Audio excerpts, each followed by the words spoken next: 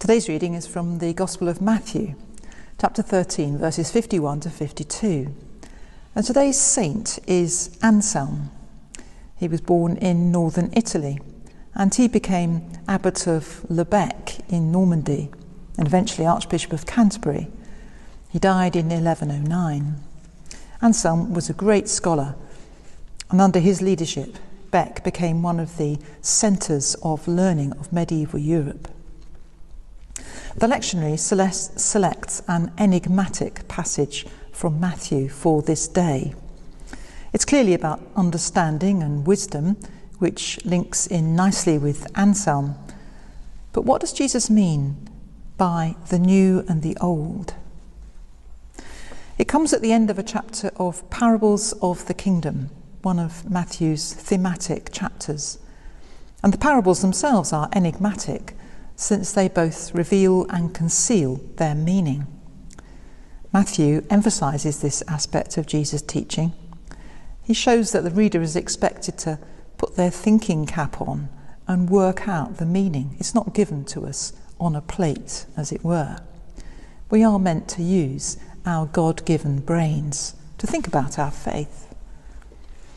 Matthew also stresses the continuity between Jesus' teaching and life and all that had gone before in Jewish tradition. So he's alluding to both themes here.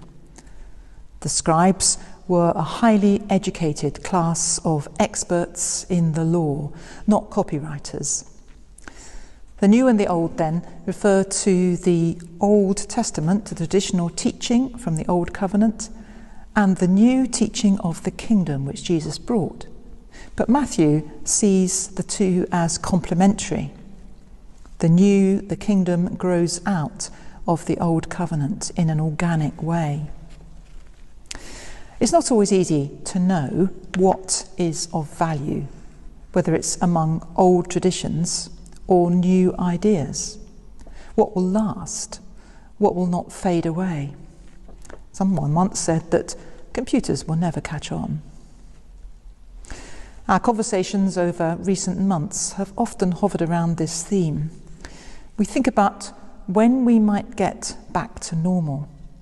But what will back to normal actually mean? We've long realised that life may be forever changed as a result of the pandemic. Things may never be quite the same as they were before.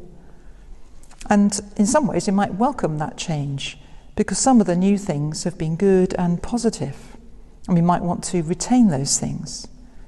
Maybe more awareness of our neighbours and their needs, more appreciation of the key workers and all that goes on that's essential in the background of our lives, more understanding of our interdependence across the world, more appreciation of the beauty and the value of nature and of peace and quiet. Do we really want to go back to heavily congested roads and badly polluted air, and to long exhausting commutes? So some of the new from the past year has been good, and some of the old from life before COVID was not worth keeping, was not life enhancing. But it takes wisdom and discernment to know the difference, and not to simply fall back into the old ways without consciously deciding how to live in the post-COVID world. We have a chance to make some changes. Do we have the courage to do so?